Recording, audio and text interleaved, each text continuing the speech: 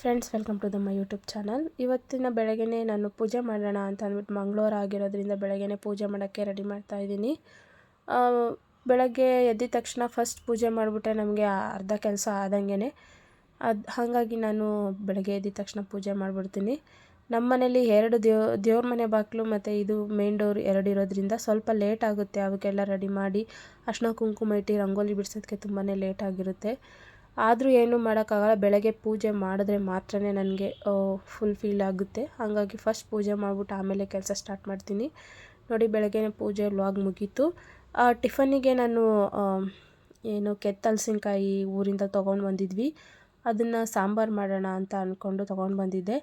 ಅದೇ ಇದೆ. ಅದಕ್ಕೇ ಸ್ವಲ್ಪ ಕ್ಲೀನ್ ಮಾಡ್ಕೋಬೇಕಿತ್ತು. ನೈಟೇ ನಾನು ಎಲ್ಲ ಕ್ಲೀನ್ ಮಾಡಿ ಇಟ್ಕೊಂಡಿದ್ದೆ. ನೋಡಿ, ಈ ಥರ ಕ್ಲೀನ್ ಮಾಡಿಕೊಂಡು ಇಟ್ಕೊಬಿಟ್ರೆ ಬೆಳಗ್ಗೆ ಬೇಗನೆ ಈಸಿ ಆಗುತ್ತೆ ಅಂತ ಅಂದ್ಬಿಟ್ಟು ನಾನು ನೈಟೇ ಕ್ಲೀನ್ ಮಾಡಿ ಇಟ್ಕೊಂಡಿದ್ದೆ. ಆ ಥರ ಎಲ್ಲ ಕಟ್ ಮಾಡಿ ಮೇಲ್ಗಡೆ ಸಿಪ್ಪೆ ಮಾತ್ರ ತೆಗೆದು ಒಳಗಡೆ ಇರೋ ದಿಂಡನ್ನು ಕೂಡ ತೆಗಿಬೇಕು. ಸೇಮ್ ನಾವು ನಾನ್ ವೆಜ್ ಹೇಗೆ ಮಾಡ್ತೀವೋ ಅದೇ ಥರ ಫೀಲ್ ಕೊಡುತ್ತೆ. ಹಾಗಾಗಿ ಅದನ್ನು ಮಾಡೋಣ ಅಂತ ಮಾಡ್ತಾಯಿದ್ದೀನಿ. ಸ್ವಲ್ಪ ನಾವು ಹೊರಗಡೆ ಹೋಗಿದ್ವಿ. ಅಲ್ಲಿಂದ ನಾನು ಮೊಳಕೆ ಕೂಡ ತೊಗೊಂಡು ಬಂದಿದ್ದೆ. ನಾನು 2 ದಿವಸದ್ದು ಒಂದೇ ದಿವಸ ವ್ಲಾಗ್ ಮಾಡಾಕ್ತಾಯಿದ್ದೀನಿ. ಯಾಕಂದರೆ ಎಲ್ಲ ಅರ್ಧ ವೀಡಿಯೋ ಮಾಡಿದ್ದೆ. ಹಾಗಾಗಿ ಒಂದೇ ವೀಡಿಯೋ ಮಾಡಿ ಹಾಕೋಣ ಅಂತ ಅಂದ್ಬಿಟ್ಟು ಡಿಸೈಡ್ ಮಾಡಿದ್ದೆ. ಮೊಳಕೆ ತೊಗೊಂಡು ಬಂದಿದ್ದೆ. ಮಾಲ್ಗೆ ಹೋಗಿದ್ವಿ. ಅಲ್ಲಿಂದ ತೊಗೊಂಡು ಬಂದು ನೆನೆಸಿ ನೈಟೆಲ್ಲ ಬೆಳಗ್ಗೆ ಒಣಗಿಸ್ಬಿಟ್ಟು ಮತ್ತೆ ಸ್ವಲ್ಪ ಆಯಿಲ್ ಹಾಕ್ಬಿಟ್ಟು ಮತ್ತೆ ಒಣಗಿಸೋಣ ಅಂತ ಅಂದ್ಕೊಂಡು, ಈ ಥರ ಮಾಡೋದ್ರಿಂದ ತುಂಬ ದಿನ ಬಾಳಿಕೆ ಬರುತ್ತೆ ಅಂತ ಅಂತಾರೆ. ಹಾಗಾಗಿ ನಾನು ಅದೇ ಥರನೇ ಮಾಡಿದ್ದೀನಿ. ಬೆಳಗ್ಗೆ ಟಿಫನ್ಗೆ ನೋಡಿ ಕೆತ್ತಲಸಿನಕಾಯಿ ಈ ಥರ ಸಣ್ಣದಾಗಿ ಕಟ್ ಮಾಡಿ ಅದಕ್ಕೆ ಬಟಾಣಿ ಕಡಲೆಕಾಳು ಹಾಕಿ ಮಾಡ್ತಾಯಿದ್ದೀನಿ. ಆ ಥರ ಹಾಕೋದ್ರಿಂದ ತುಂಬಾ ಟೇಸ್ಟಿಯಾಗಿ ನಾನ್ ವೆಜ್ ಫೀಲ್ ಥರನೇ ಬರುತ್ತೆ. ನಾನು ಮಸಾಲೆ ಐಟಮ್ ಸೇಮ್ ನಾವು ಚಿಕನ್ಗೆ ಹೇಗೆ ಮಸಾಲೆ ಹಾಕ್ತೀವೋ ಅದೇ ಥರ ಮಸಾಲೆ ಹಾಕ್ತಾಯಿದ್ದೀನಿ. ಕಾಯಿ, ತೆಂಗಿನ ತುರಿ, ಆಮೇಲೆ ಈರುಳ್ಳಿ, ಟೊಮೆಟೊ, ಕೊತ್ತಂಬರಿ ಸೊಪ್ಪು, ಶುಂಠಿ, ಬೆಳ್ಳುಳ್ಳಿ, ಚಕ್ಕೆ, ಲವಂಗ. ಮನೆಯಲ್ಲೇ ಮಾಡಿಟ್ಕೊಂಡಿರೋಂಥ ಸಾಂಬಾರು ಪುಡಿ ಇದೆ ನಮ್ಮ ಮನೇಲಿ. ಹಂಗಾಗಿ ನಾವು ಅದನ್ನೇ ಯೂಸ್ ಮಾಡ್ತೀವಿ.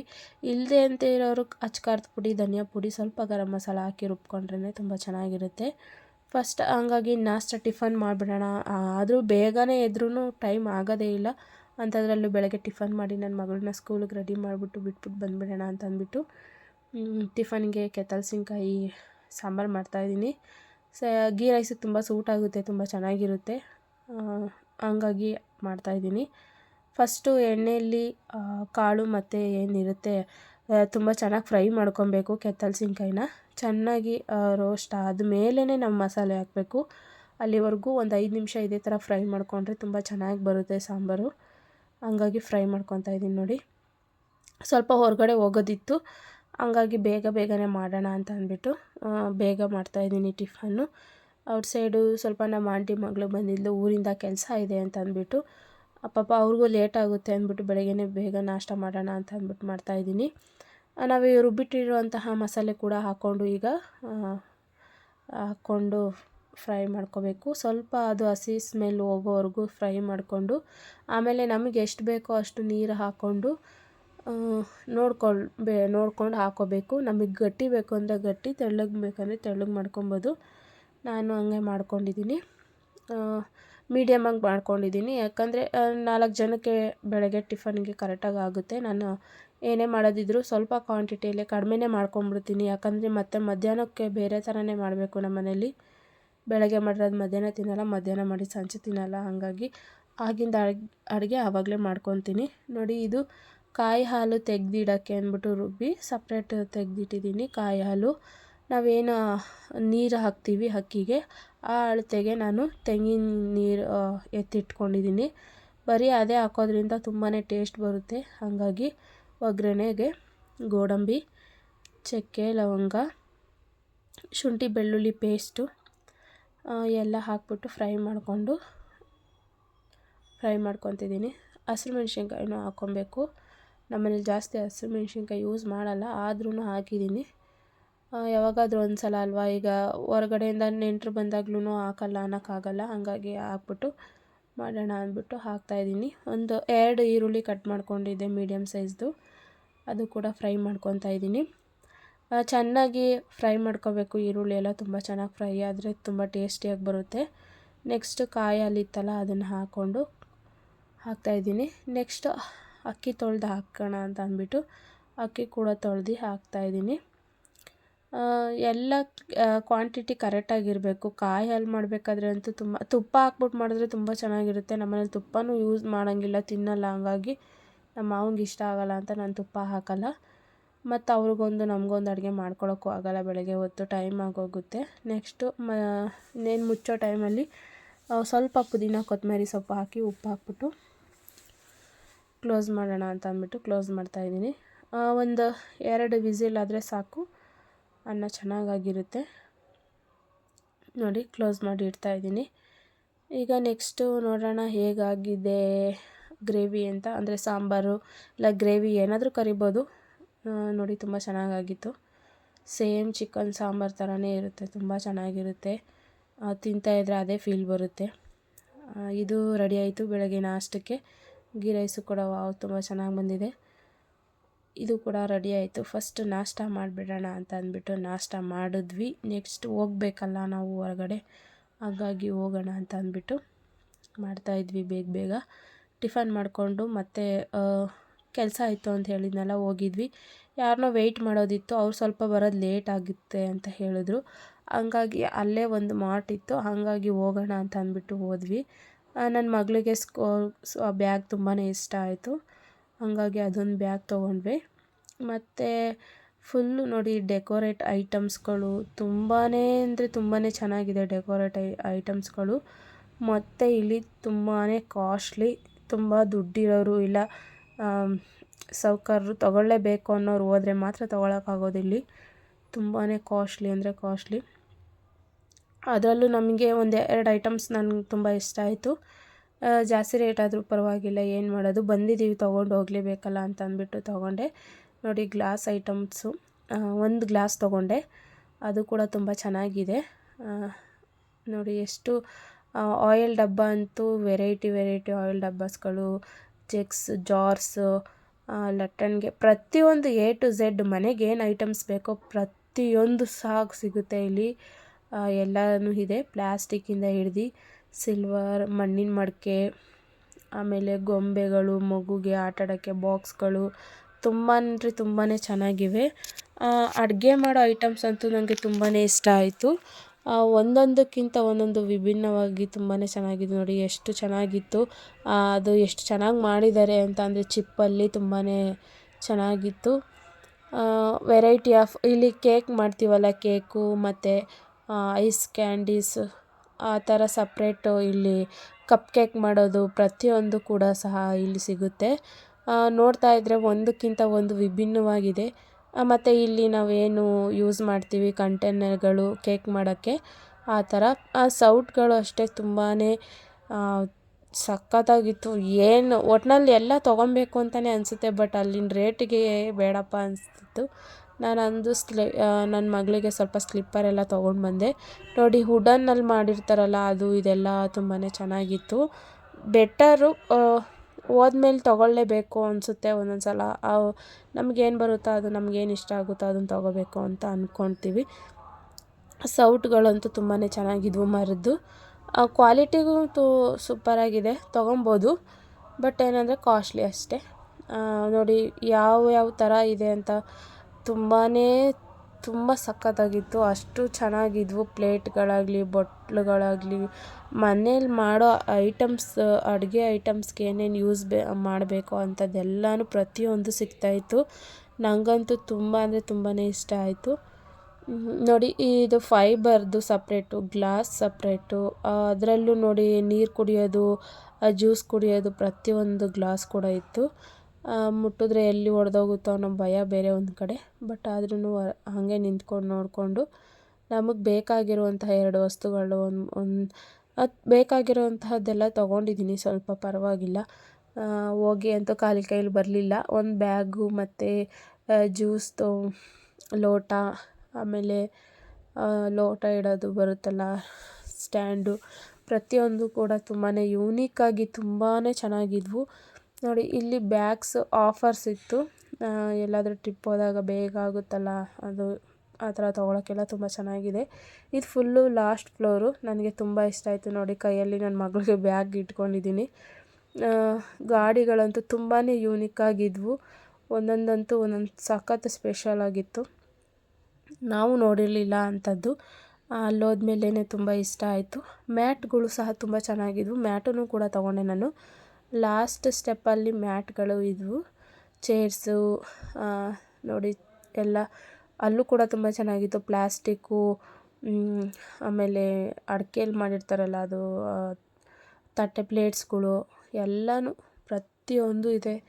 ಇಂಥದ್ದಿಲ್ಲ ಅನ್ನೋಂಗಿಲ್ಲ. ಒಂದೇ ಇದರಲ್ಲಿ ಪ್ರತಿಯೊಂದು ತೊಗೊಬೋದು. ತುಂಬ ಚೆನ್ನಾಗಿದೆ. ಆ ಕಡೆ ಕೆಂಗೇರಿ ಉಪನಗರದ ಸೈಡ್ ಹೋದರೆ ತುಂಬಾ ಅದೊಂದು ಮಾರ್ಟ್ ಸಿಗುತ್ತೆ ನೋಡಿ. ಇದು ಗಿಡಗಳಂತೂ ಸಖತ್ ಕಾಸ್ಟ್ಲಿ. ಬಿಲ್ ನೋಡ್ತಾ ಇದ್ರಂತೂ ಸಖತ್ ಇದಾಗ್ತದೆ, ಅಷ್ಟು ಕಾಸ್ಟ್ಲಿ. ಶ್ರೀಮಂತರು ಮಾತ್ರನೇ ತೊಗೊಳಕ್ಕೆ ಸಾಧ್ಯ ಅನಿಸುತ್ತೆ, ಅಷ್ಟು ಕಾಸ್ಟ್ಲಿ ಬ್ರ್ಯಾಂಡೆಡ್ಡು. ಮ್ಯಾಟ್ ಒಂದೆರಡು ಇಷ್ಟ ಆಯಿತು, ಹಾಗಾಗಿ ಮ್ಯಾಟ್ ಕೂಡ ತೊಗೊಂಡೆ ನಾನು. ಫೈನಲಿ ಸ್ಕ್ರೀನು ಎಲ್ಲ ಮನೆಗೆ ಏನು ಐಟಮ್ ಬೇಕೋ ಪ್ರತಿಯೊಂದು ಸಿಗುತ್ತೆ. ತೊಗೊಳ್ಳೋದು ಮೇಲೆ ಡಿಪೆಂಡ್ಸು. ತುಂಬಾ ಅಮೌಂಟ್ ಇಟ್ಕೊಂಡು ಹೋಗ್ಬೇಕಷ್ಟೆ. ತುಂಬಾ ಯೂನಿಕ್ ಆಗಿದ್ವು ಬಾಟಲ್ಸ್ಗಳು ನೋಡಿ. ಮಕ್ಕಳಿಗೆ ನೀರು ಕೊಟ್ಟು ಕಳ್ಸೋಕ್ಕೆ ತುಂಬಾ ಯೂನಿಕ್ ಆಗಿದ್ದಾವಪ್ಪ. ಒಂದಕ್ಕಿಂತ ಒಂದು ವಿಭಿನ್ನವಾಗಿದ್ದಾವೆ. ಮತ್ತು ಇಲ್ಲಿ ನಾನು ಫಸ್ಟ್ ಸ್ಟೆಪ್ಪಲ್ಲಿ ನಾನು ಹೋಗೇ ಇರಲಿಲ್ಲ. ಇಲ್ಲೇನೋ ಬಿಡು ಡೆಕೋರೇಟ್ ಐಟಮ್ಸ್ ಅಂದ್ಬಿಟ್ಟು ನಾನು ಸುಮ್ಮನೆ ಇದ್ದೆ. ಬಟ್ ಅದು ಹತ್ರ ಹೋಗಿ ನೋಡಿದಾಗೇ ತುಂಬಾ ಇಷ್ಟ ಆಯಿತು. ಒಂದೊಂದಕ್ಕಿಂತ ಒಂದೊಂದು ಯೂನಿಕಾಗಿ ತುಂಬ ಚೆನ್ನಾಗಿದ್ವು. ಕಾಫಿ ಕುಡಿಯೋ ಮಗ್ಗಂತೂ ತುಂಬಾ ಚೆನ್ನಾಗಿತ್ತು ನೋಡಿ, ಎಷ್ಟು ಕ್ಯೂಟಾಗಿದೆ ಅಂತ. ಪ್ರತಿಯೊಂದು ನೋಡಿ ಮಗ್ಗಳಂತೂ ಹೆವಿ ವೆರೈಟಿ ಮಗ್ಗಳಿದ್ವು. ಬಟ್ ಅಷ್ಟೇ ಕಾಸ್ಟ್ಲಿ ಕೂಡ ಇದೆ. ಆಮೇಲೆ ಮನೆಗೆ ಡೆಕೋರೇಟ್ ಮಾಡ್ತಾರಲ್ಲ ಗೊಂಬೆಗಳು, ತುಂಬ ಅಂದರೆ ತುಂಬ ಸಕ್ಕತ್ತಾಗಿತ್ತು. ಯೂನಿಕ್ಕಾಗಿರೋದು, ಒಂದೊಂದು ವಿಭಿನ್ನವಾಗಿದೆ. ತುಂಬ ಚೆನ್ನಾಗಿತ್ತು. ತೊಗೊಬೇಕು, ಒಂದೊಂದು ನೋಡ್ತಾ ಇದ್ದರೆ ತೊಗೊಬೇಕು ಅಂತ ಅನಿಸ್ತಾ ಇರುತ್ತೆ. ಅಷ್ಟು ಒಂದು ತೊಗೊಂಡ್ರೆ ಇನ್ನೊಂದು ತೊಗೊಳ್ಳೋಣ ಅಂತ ಅನಿಸ್ತಾ ಇರುತ್ತೆ. ಬಟ್ ಆದ್ರೂ ಅಲ್ಲಿನ ರೇಟಿಗೆ ಮಾತ್ರ ಏನು ತೊಗೊಳಕ್ಕಾಗಲ್ಲ. ಅಷ್ಟು ಬ್ರ್ಯಾಂಡೆಡ್ ಅನಿಸುತ್ತೆ ಅದು. ನೋಡಿ ಎಷ್ಟು ಕ್ಯೂಟಾಗಿದೆ ಗೊಂಬೆಗಳು ಅಂತ. ಬಟ್ ನೋಡ್ತಾ ಇದ್ದರೆ ತೊಗೊಬೇಕು ಅಂತ ಅನಿಸ್ತಾ ಇರುತ್ತೆ, ಅಷ್ಟು ಕ್ಯೂಟಾಗಿದೆ. ಪ್ರತಿಯೊಂದು ಡೆಕೋರೇಟ್ ಐಟಮ್ ಮಾತ್ರ ಸಖತ್ತಾಗೇ ಇತ್ತು. ಯಾವ್ದು ತೊಗೊಳ್ಳಿ ಯಾವ್ದು ಬಿಡಲಿ ಅಂತ ಅನ್ನಿಸ್ತಿತ್ತು. ತುಂಬ ಚೆನ್ನಾಗಿದೆ ನೋಡಿ.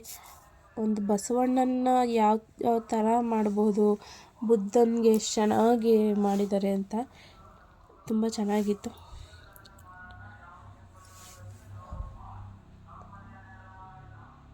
ನೋಡಿ ಐಟಮ್ಸ್ಗಳು ಮಾತ್ರ ಹೆವಿ ಕಾಸ್ಟ್ಲಿ ಇದ್ರೂ ಪಕ್ಕಾ ಬ್ರ್ಯಾಂಡೆಡ್ಡೇ, ಅಷ್ಟು ತುಂಬ ಚೆನ್ನಾಗಿದ್ವು.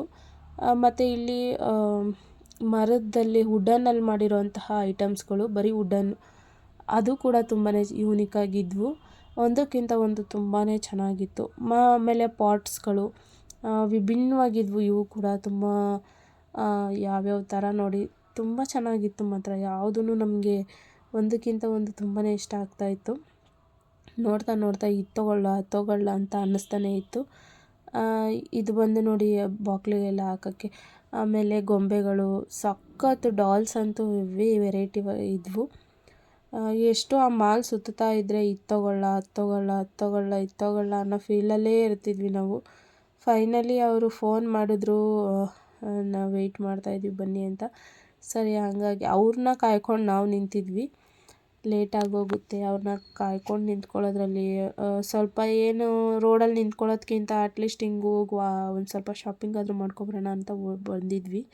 ಚಪ್ಪಲಿ ಅಂತೂ ಸಖತ್ ಇಷ್ಟ ಆಯಿತು ನನಗೆ. ನಮ್ಮ ರಿಷಿಕಂಗೆ ತೊಗೊಂಡಿದ್ದು ಅದು ಕೂಡ ಒಂದು ಸೆಟ್ ತೊಗೊಂಡೆ. ನನಗೆ ಯಾಕೋ ಆ ಚಪ್ಪಲಿ ಬಿಟ್ಟು ಬರೋಕ್ಕೆ ಆಗಲಿಲ್ಲ, ಮನಸ್ಸೇ ಆಗಲಿಲ್ಲ. ನನ್ನ ಮಗಳಿಗೆ ತೊಗೊಳ್ಳೇಬೇಕು ಅಂತ ಅಂದ್ಬಿಟ್ಟು. ದೊಡ್ಡವ್ರಿಗೂ ಇತ್ತು, ನನ್ನ ಮಗಳಿಗೆ ಮಾತ್ರನೇ ಸೆಲೆಕ್ಟ್ ಮಾಡಿ ತೊಗೊಂಡು ಬಂದೆ. ಇದು ಕೆಂಗೇರಿ ಉಪನಗರದಲ್ಲಿರೋಂಥ ನೋಡಿ ಬಸ್ ಸ್ಟಾಪ್ ಆಪೋಸಿಟೇ ಇದೆ.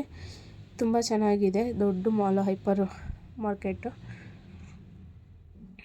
ಇದು. ಈ ಥರ ಇದೆ. ನೀವೇನಾದರೂ ಕೆಂಗೇರಿ ಉಪನಗರ ಕಡೆ ಹೋದರೆ ನೋಡಿ.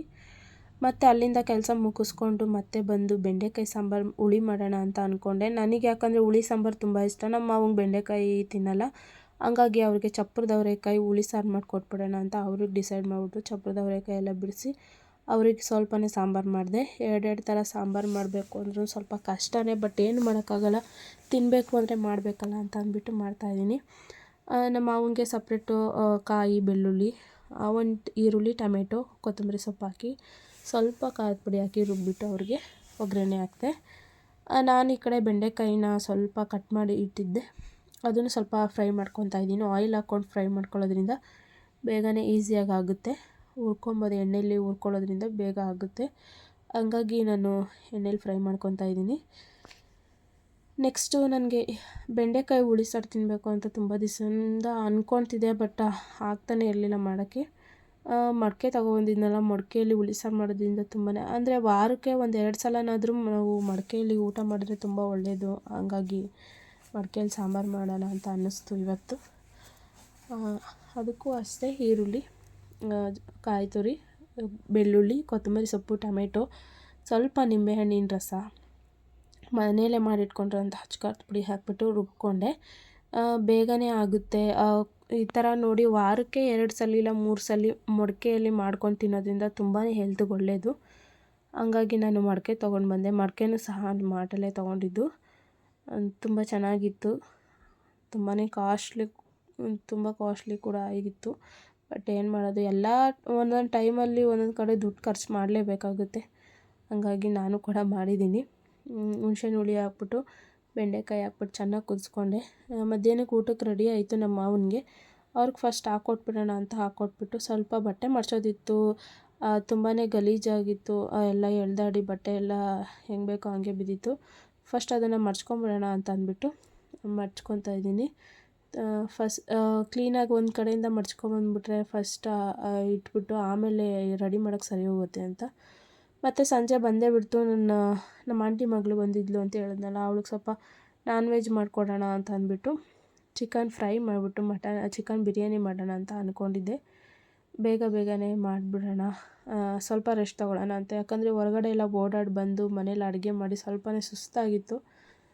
ಹಂಗಾಗಿ ಫಸ್ಟ್ ಮಾಡಿಟ್ಬಿಡೋಣ, ಆಮೇಲೆ ರೆಸ್ಟ್ ತೊಗೊಳ್ಳೋಣ ಅಂತ ಅಂದ್ಬಿಟ್ಟು ಮಾಡ್ತಾಯಿದ್ದೀನಿ. ಸ್ವಲ್ಪ ಎಲ್ಲ ಐಟಮ್ಸ್ ಖಾಲಿಯಾಗಿದ್ವು, ಹಂಗಾಗಿ ಅಂಗಡಿಯಿಂದ ಬೇಗ ತರಿಸಿ ಆವಾಗಲೇ ಮಾಡ್ತಾಯಿದ್ದೀನಿ. ಅಚ್ಕಾರದ ಪುಡಿ, ಧನಿಯಾ ಪುಡಿ, ಚಿಕನ್ ಮಸಾಲ ಎಲ್ಲ ಹಾಕ್ತಾಯಿದ್ದೀನಿ.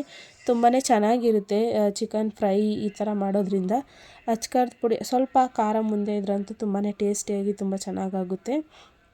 ಮತ್ತು ಒಂದು ಕುಕ್ಕರ್ ತೊಗೊಂಡು ಅದಕ್ಕೆ ಈರುಳ್ಳಿ ಹಾಕ್ಬಿಟ್ಟು ಫ್ರೈ ಮಾಡ್ಕೊತಾ ಇದ್ದೀನಿ. ನೆಕ್ಸ್ಟು ಚಿಕನ್ನು ಮತ್ತು ಅದಕ್ಕೆ ಸ್ವಲ್ಪ ಉಪ್ಪು, ಅರಿಶಿನ ಹಾಕ್ಬಿಟ್ಟು ಫ್ರೈ ಮಾಡ್ಕೊಂಡು ಇಟ್ಕೊಬಿಟ್ರೆ ಬೇಗನೆ ಆಗುತ್ತೆ ಅಂತ ಅಂದ್ಬಿಟ್ಟು ಮಾಡ್ತಾಯಿದ್ದೀನಿ. ಚಿಕನ್ ಬಿರಿಯಾನಿ ಫಸ್ಟ್ ಮಾಡಿಟ್ಬಿಡೋಣ ಅಂತ ಅಂದ್ಬಿಟ್ಟು ಚಿಕನ್ ಬಿರಿಯಾನಿ ಮಾಡ್ತಾಯಿದ್ದೀನಿ. ಬೇಗ ಆಗೋದು ಅದೇ ತಾನೇ, ಹಂಗಾಗಿ ಚಿಕನ್ ಫ್ರೈ ಆದರೆ ಅರ್ಜೆಂಟ್ ಬಂದವ್ರಿಗೆ ರೈಸ್ ಇರುತ್ತಲ್ಲ, ರೈಸ್ ಹಾಕ್ಕೊಂಡು ತಿಂತಾರೆ ಅಂದ್ಬಿಟ್ಟು ಮಾಡಿಕ್ಕಿದ್ದೆ. ನಮ್ಮ ಮಾವನಿಗೆ ನಮ್ಮ ಅತ್ತೆಗೆ ಬೇರೆ ಸಪ್ರೇಟ್ ಮಾಡಬೇಕಲ್ಲ, ಅವರು ನಾನ್ ವೆಜ್ ತಿನ್ನಲ್ಲ. ಹಾಗಾಗಿ ಅವ್ರಿಗೆ ಸಪ್ರೇಟ್ ಸಾಂಬಾರು ಮಧ್ಯಾಹ್ನ ಮಾಡಿದ್ದೇ ಇತ್ತು. ಹಾಗಾಗಿ ಅವರಿಗೆ ರೈಸ್ ಮಾಡಿ ಇಟ್ಬಿಟ್ಟೆ. ನಮಗೆ ಬಿರಿಯಾನಿ ಮಾಡ್ಕೊಳ್ಳೋಣ ಅಂತ ಅಂದ್ಬಿಟ್ಟು ಚಿಕನ್ ಫ್ರೈಗೆ ಎಲ್ಲ ಹಾಕ್ಬಿಟ್ಟು ಮಸಾಲೆ ಹಾಕಿ ಸ್ವಲ್ಪ ಮಸಾಲೆ ಹೋಗೋವರೆಗೂ ಫ್ರೈ ಮಾಡ್ಕೊತಾ ಇರಬೇಕು. ನೆಕ್ಸ್ಟ್ ಅದಕ್ಕೆ ಎಷ್ಟು ಬೇಕೋ ಅಷ್ಟು ನೀರು ಹಾಕ್ಕೊಂಡು, ನಮಗೆ ಗಟ್ಟಿಗೆ ಬೇಕೋ ಇಲ್ಲ ತೆಳ್ಳಗೆ ಬೇಕೋ ನೋಡಿಕೊಂಡು ಮಾಡ್ಕೊಳ್ಳೋಣ ಅಂತ ಅಂದ್ಬಿಟ್ಟು ಮಾಡಿಕೊಂಡೆ. ಬಟ್ ಆದರೂ ಟೈಮ್ ಆಗೇ ಹೋಯ್ತು. ಎಷ್ಟು ಬೇಗ ಮಾಡೋಕ್ಕೆ ಸ್ಟಾರ್ಟ್ ಮಾಡಿದ್ರು ಲೇಟ್ ಆಗ್ತಾನೇ ಇತ್ತು. ಕುಕ್ಕರ್ 1 ವಿಸಿಲ್ ಆದರೆ ಸಾಕು, ನಮ್ಮದು ಚಿಕನ್ ಬೆಂದೋಗ್ಬಿಡುತ್ತೆ. ಹಂಗಾಗಿ ಕುಕ್ಕರಲ್ಲಿ ಚಿಕನ್ ಫ್ರೈ ಮಾಡಿ ನೆಕ್ಸ್ಟ್ ಈಗ ಬಿರಿಯಾನಿ ಮಾಡೋಣ ಅಂತ ಅಂದ್ಬಿಟ್ಟು ಬಿರಿಯಾನಿ ಮಾಡ್ತಾಯಿದ್ದೀನಿ. ತುಂಬ ಚೆನ್ನಾಗಾಗಿತ್ತು ಬಿರಿಯಾನಿ ಕೂಡ. ಅದಕ್ಕೆ ನಾನು ಸಪ್ರೇಟ್ ಮಸಾಲೆ ರುಬ್ತೀನಿ, ಅಂದರೆ ಒಂದೇ ಮಸಾಲೆನೇ ಸಪ್ರೇಟ್ ಹಾಕಿ ಮಾಡ್ತೀನಿ. ಈರುಳ್ಳಿ ಒಂದು 1/4 kg ಅಷ್ಟು ಈರುಳ್ಳಿ ಹಾಕಿದ್ದೆ. ನಾವು ಎಷ್ಟು ಜನ, 2, 4, 6 ಜನಕ್ಕೆ ಅಡುಗೆ ಮಾಡಿದ್ದಿದ್ದು ಬಿರಿಯಾನಿ. ಸ್ವಲ್ಪ ಈರುಳ್ಳಿ ಜಾಸ್ತಿ ಹಾಕ್ಕೊತೀನಿ ನಾನು, ಕಾಯಿ ತುರಿ ಏನೂ ಹಾಕಲ್ಲ. ಈರುಳ್ಳಿ, ಶುಂಠಿ ಬೆಳ್ಳುಳ್ಳಿ ಪೇಸ್ಟು, ಕೊತ್ತಂಬರಿ ಸೊಪ್ಪು, ಪುದೀನ, ಹಸಿಮೆಣ್ಸಿನ್ಕಾಯಿ, ಚಕ್ಕೆ, ಲವಂಗ ಎಲ್ಲ ಹಾಕಿಬಿಟ್ಟು ಗ್ರೈಂಡ್ ಮಾಡ್ಕೊಂಡು ರುಬ್ಬಿಡ್ತೀನಿ ಅದನ್ನು. ಅದು ಸಪ್ರೇಟ್. ಈಗ ಅರ್ಧ ಮಸಾಲೆ ಇರುತ್ತಲ್ಲ, ಅರ್ಧ ಮಸಾಲೆ ಚಿಕನ್ ಫ್ರೈ ಮಾಡೋಕ್ಕೆ ಚಿಕನ್ನ ಸಪ್ರೇಟ್ ಬೇಯಿಸ್ಕೊತೀನಿ, ಇನ್ನರ್ಧ ರೈಸ್ ಸಪ್ರೇಟ್ ಹಾಕಿ ಕೂಗಿಸ್ಕೊತೀನಿ. ಹಾಗಾಗಿ ತುಂಬಾ ಬೇಗ ಆಗಲಿಲ್ಲ ಅಂದ್ರೂ ತುಂಬ ಟೇಸ್ಟಿಯಾಗಿ ಆಗುತ್ತೆ. ಹಾಗಾಗಿ ಹಂಗೆ ಮಾಡ್ಕೊತೀನಿ. ಸ್ವಲ್ಪ ನೀರು ಹಾಕ್ಬಿಟ್ಟು ರುಬ್ಕೊಳ್ಳೋಣ ಅಂತ ರುಬ್ಕೊಂಡಿದ್ದೀನಿ.